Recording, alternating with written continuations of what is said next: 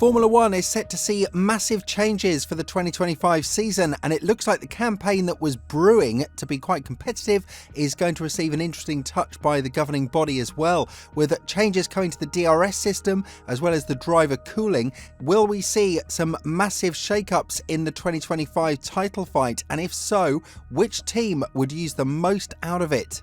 One of the greatest anticipations right now is the beginning of the 2025 season, and right now it looks like the FIA has done something to make that even more interesting, which is to spice things up by changing the rules for the 2025 season. The governing body, amid all of the criticism that it's recently received, has applied changes, with the most important one being on the driver cooling and the application of the DRS. On top of that, 2026 has seen some changes as well, but we'll get to that later in the video. The meeting that saw these changes being voted for happened in Rwanda during the FIA's World Motorsport Council, and the expected inclusion of driver cooling, which would apply when the temperatures at races exceed a certain level, as well as the stricter rules for the DRS, will debut from 2025 onwards. According to the new rules, once the governing body's official weather radar predicts temperatures would go over 30.5 degrees Celsius,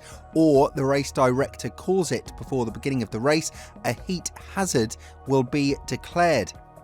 What this would mean is that teams would have to equip the drivers with their cooling systems, but it doesn't come without its own consequences. While the feeling of the drivers would improve significantly, the FIA had to compensate in another field. They had to raise the minimum weight of the car by an additional 5 kilos as a result for the full weekend in order to meet the criteria that was present before the rules were introduced. And when it comes to promoting racing, the FIA of course never sits still, and there are now slot gaps for the rear wing between the two modes of the DRS that have seen changes, with the minimum gap being reduced presumably to cover any attempts to replicate what has been arguably the most controversial DRS trick in 2024, McLaren's innovation.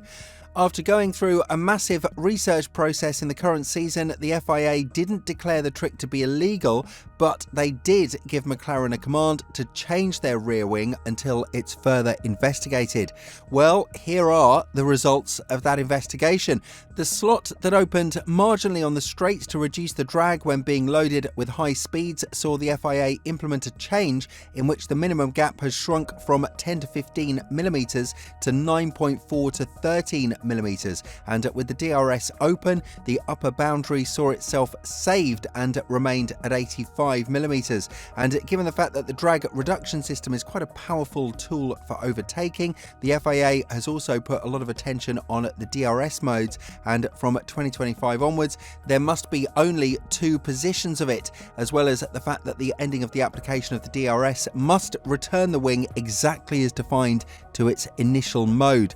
These 2 changes are going to have quite a lot of impact, and overtaking becoming increasingly harder, because with the gap slots being reduced, it means that the slot itself won't shed as much drag as possible, and the gaps of 20 to 30 kilometers an hour advantage when having the rear wing open might now be in the past. That is, of course, something we'd have to wait for the season to start and then see some competitive racing before we can draw any conclusions as to whether these changes have worked. But one thing is for certain: the governing body stood its ground when it came to the DRS trick of McLaren, which might give us a very interesting verdict of the 2024 season. Was the car illegal in certain areas? To be able to defend so much for so long on the Baku straight, which is what we saw happening between Piastri and Leclerc, raised a lot of questions when it comes to whether or not the MCL 38 was fully under the regulations, or had it found a loophole somewhere. But that is going to be in the past from 2025 onwards.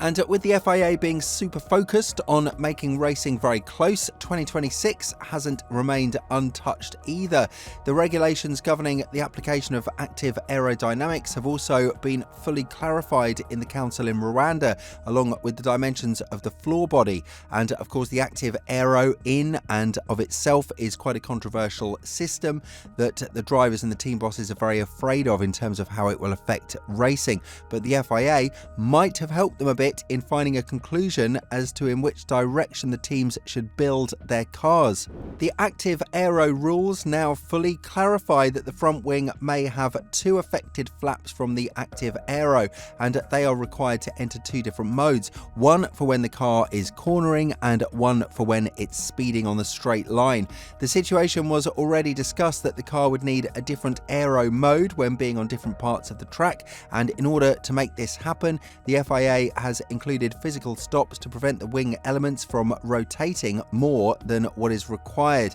And this is not everything. The renders that were released from the governing body earlier state that small winglets may now be applied to the outside of the front wing end plates. The front wing is not the only part of the 2026 regulations that has undergone changes. The rear wing regulations have also changed. Before the council held its ground in Rwanda, it had previously mandated that the teams must use 3 elements to form the rear wing. There has been a small change in the wording that allows the team to use fewer elements, as it now stands as up to 3. This means that the team can use a 2-element rear wing like they did until now, which would give them a better understanding of the airflow and the work concept of the rear wing of the car, which also changes the active aerodynamics in terms of fitting both 2 and 3-element wings, where all of the elements apart from the bottom main plane can be rotated. The floor has seen some changes as well, as its scope has been opened and the sidewall has been detailed along with a winglet and fence bodywork to overall increase the amount of downforce that these cars can generate. This was one of the main concerns. Shedding downforce might have made the cars too slow, and the new changes for 2026 are going to reassure the team principals that while we are entering a new era, some of the principles, even though they are unique, will give them a memory of the era that we are going through in order to implement effective solutions on the cars. The bodywork around the wheels saw the deflectors and the debris guard being added, with a revised version of the wheel drum as well. So all in all, the process of making the cars look and act more competitive is being improved by the day. This is done with one sole purpose: to compact the grid even further. And while the financial discrepancy between the top and bottom teams will always see the top dogs investing a lot more money in making their cars far more competitive than the rest of the track, it is still a move in the right direction. All of this comes at the perfect time because the FIA has been scrutinised a lot for the way that they have been leading the sport, with some of the latest chatter surrounding having permanent stewards to whom the drivers and the team bosses can complain regarding certain decisions. The president, Ben Sulayem, said that he is all for this idea, but it's quite impossible to be implemented because the drivers would have to pay out of their own pockets, which puts even more backlash on the governing body in terms of where they're spending all of the money they are receiving and whether or not they're actually putting it to the right purpose. To put things into perspective, what Ben Sulayem is asking is equivalent to a situation in which you're about to get sued and the government would ask you to pay for a judge to give you the sentence, which is quite paradoxical when you think about it. With all this in mind, do you think that the latest changes for 2025 and 2026 are going to make racing even more interesting? And more importantly, do you think that when the new era starts, the FIA and F1 will avoid a scenario in which one team will dominate the rest and it would take a couple of years to catch them up, similar to what happened back in 2022? Let us know what you think in the comments below, and if you're interested in the huge transfer changes coming ahead of the 2025 season, have a look at the video that's appearing on your screen right now.